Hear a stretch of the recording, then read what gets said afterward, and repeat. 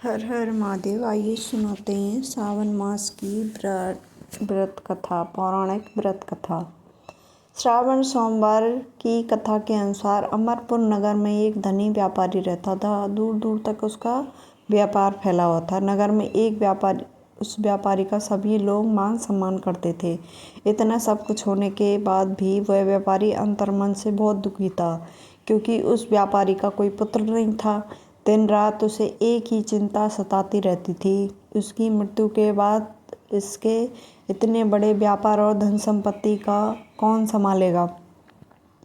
पुत्र पाने की इच्छा से वह व्यापारी प्रति सोमवार भगवान का व्रत किया करता था। सायंकाल को व्यापारी शिव मंदिर में जाकर भगवान शिव के सामने घी का दीपक जलाया करता था। उस व्यापारी की भक्ति देखकर एक दिन पार्वती ने भगवान शिव से कहा, हे प्राणनाथ, यह व्यापारी आपका सच्चा भक्त है। कितने दिनों में यह सोमवार का व्रत और पूजा नियम कर रहा है। भगवान, आप इस व्यापारी के मनोकामना पूर्ण करें। भगवान शिव ने मुस्कुराते हुए कहा, हे पार्वती, इस संसार में सबको उसके कर्म के अनुसार फल की प्राप्ति होती है। प्राणी जैसा कर्म करता है उसे वैसा ही फल प्राप्त होता है। इसके बावजूद पार्वती जी नहीं मानी। उन्होंने आग्रह करते हुए कहा, नहीं प्राणनाथ, आपको इस व्यापारी की इच्छा पूरी करनी पड़ेगी। यह आपका अन्य भक्त है, प्रति सोमवार आपका विदित व्रत रखता है और पूजा अर्चना के साथ आपको भोग लगाकर एक समय भोजन ग्रहण करता है। आपको इसे पुत्र प्राप्ति का वरदान देना ही होगा। पार्वती का इतना आग्रह देखकर भगवान शिव ने कहा, तुम्हारे आग्रह पर मैं इस व्यापारी को पुत्र प्राप्ति का वरदान देता हूँ, लेकिन इसका पुत्र 16 वर्ष से अधिक नहीं रहेगा। उसी रात भगवान ने स्वप्न में उस व्यापारी को दर्शन देकर उसे पुत्र प्राप्ति का वरदान दिया और उसके पुत्र के 16 वर्ष तक जीवित रहने की बात बताई। भगवान के वरदान से व्यापारी को खुशी तो हुई, लेकिन पुत्र की अल्पायु से चिंता ने उस खुशी को नष्ट कर दिया। व्यापारी पहले की तरह सोमवार का विधिवत व्रत करता रहा। कुछ महीने पश्चात उसके घर में अति सुंदर पुत्र पैदा हुआ। पुत्र जन्म से व्यापारी के घर में खुशियां भर आईं। बहुत धूमधाम से पुत्र जन्म का समारोह मनाया गया। व्यापारी को पुत्र जन्म की अधिक खुशी नहीं हुई, क्योंकि उसे पुत्र की अल्प आयु के रहस्य का पता था। यह रहस्य घर में किसी को नहीं मालूम था। विद्वान ब्राह्मणों ने उस पुत्र का नाम अमर रखा। जब अमर 12 वर्ष का हुआ तो शिक्षा के लिए उसे वाराणसी भेजने का निश्चय हुआ। व्यापारी ने अमर के मामा दीपचंद को बुलाया और कहा कि अमर को शिक्षा प्राप्त के लिए वाराणसी छोड़ आओ। अमर अपने मामा के साथ शिक्षा प्राप्त करने के लिए चल दिया। रास्ते में झामी अमर और दीपचंद रात्रि विश्राम के लिए ठहरते, वहीं यज्ञ करते और ब्राह्मणों को भोजन कराते। लंबी यात्रा के बाद अमर दीपचंद एक नगर में पहुंचे। उस नगर के राजा की कन्या का विवाह खुशी में पूरे नगर को सजाया गया। निश्चित समय पर बारात आ गई, लेकिन वर का पिता अपनी बेटे की एक आंख से काना होने के कारण बहुत चिंतित था। उसे इस बात का भय रहता था कि इस बात का पता चलने पर कहीं वह विवाह से इनकार ना कर दे, इससे उसकी बदनामी होगी। वर के पिता ने अमर को देखा तो उसके मस्तिष्क में एक विचार आया। उसने सोचा, क्यों ना लड़के के दूल्हा बनाकर राजकुमारी से विवाह करा दूं। विवाह के बाद उसको धन देकर विदा कर दूंगा। राजकुमारी को अपने नगर ले जाऊंगा।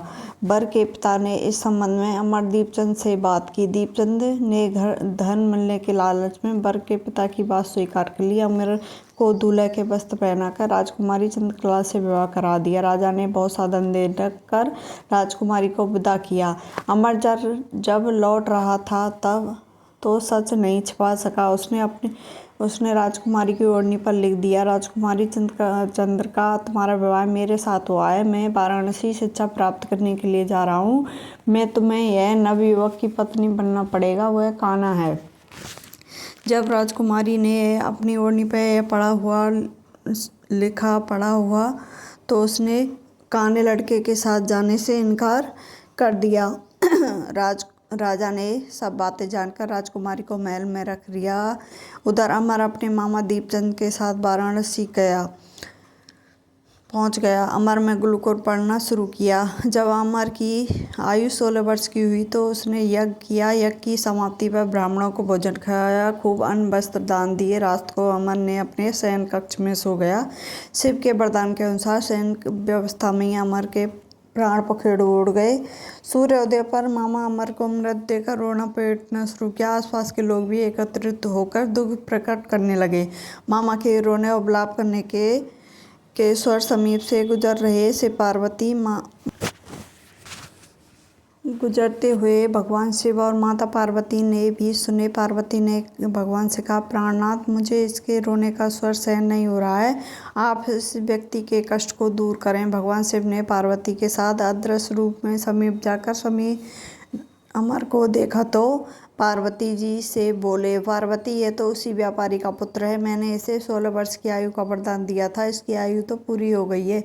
पार्वती ने फिर भगवान शिव से निवेदन किया, हे प्राणनाथ, इस लड़के को जीवित करें, नहीं तो इसके माता पिता पुत्र की मृत्यु के कारण रो रो कर अपने प्राण त्याग देंगे। इस लड़के का पिता तो आपका परम भक्त है, वर्षों से सोमवार का व्रत करते हुए आपको भोग लगा रहा है। पार्वती के आग्रह करने पर भगवान शिव ने उस लड़के को जीवित होने का वरदान दे दिया। कुछ ही पल में वह जीवित होकर उठ बैठा। शिक्षा प्राप्त करके अमर मामा के साथ अपने नगर की ओर चल दिया। दोनों चलते हुए उसी नगर में पहुंच गए जहां अमर का विवाह हुआ था। उस नगर में भी अमर ने यज्ञ का आयोजन किया। समीप से गुजरते हुए नगर के राजा ने यज्ञ का आयोजन देखा। राजा ने अमर को तुरंत पहचान लिया। यज्ञ समाप्त होने पर राजा और अमर उसके मामा को महल में ले गया। कुछ दिन उन्हें महल में रखकर बहुत सा धन वस्त्र देकर राजकुमारी के साथ विदा किया। रास्ते में सुरक्षा के लिए राजा ने बहुत से सैनिकों को भी भेजा। दीपचंद ने नगर में पहुंचते ही एक दूत को जाकर घर भेजकर अपने आगमन की सूचना भेजी। अपने बेटे अमर को जीवित वापस लौटने की सूचना दे व्यापारी बहुत प्रसन्न हुआ। व्यापारी ने अपनी पत्नी के साथ स्वयं को एक दूसरे को कमरे में बंद कर रखा था। भूखे प्यासे रहकर व्यापारी और उसकी पत्नी बेटे की प्रतीक्षा कर रहे थे। उन्होंने प्रतिज्ञा कर रखी थी कि यदि उन्हें अपने बेटे की मृत्यु का समाचार मिला तो वो दोनों अपने प्राण त्याग देंगे। व्यापारी अपनी पत्नी और मित्र के साथ नगर के द्वार पर पहुंचा। उसने बेटे के विवाह का समाचार सुनकर पुत्र वधू राजकुमारी चंद्रिका को देखकर उसको खुशी का ठिकाना नहीं था। उसी रात भगवान शिव ने व्यापारी के स्वप्न में आकर कहा, हे श्रेष्ठी, मैंने तेरे सोमवार के व्रत करने से और व्रत कथा सुनने और प्रसन्न होकर तेरे पुत्र को लंबी आयु का प्रदान की है। व्यापारी बहुत प्रसन्न हुआ। सोमवार का व्रत करने से व्यापारी के घर में खुशियां लौट आईं। शास्त्रों में लिखा है, जो भी स्त्री पुरुष सोमवार का विधित व्रत करते हैं और व्रत कथा सुनते हैं उसकी सभी मनोकामना पूर्ण होती हैं। जय हो भोलेनाथ, सब पे कृपा बरसाए रखना।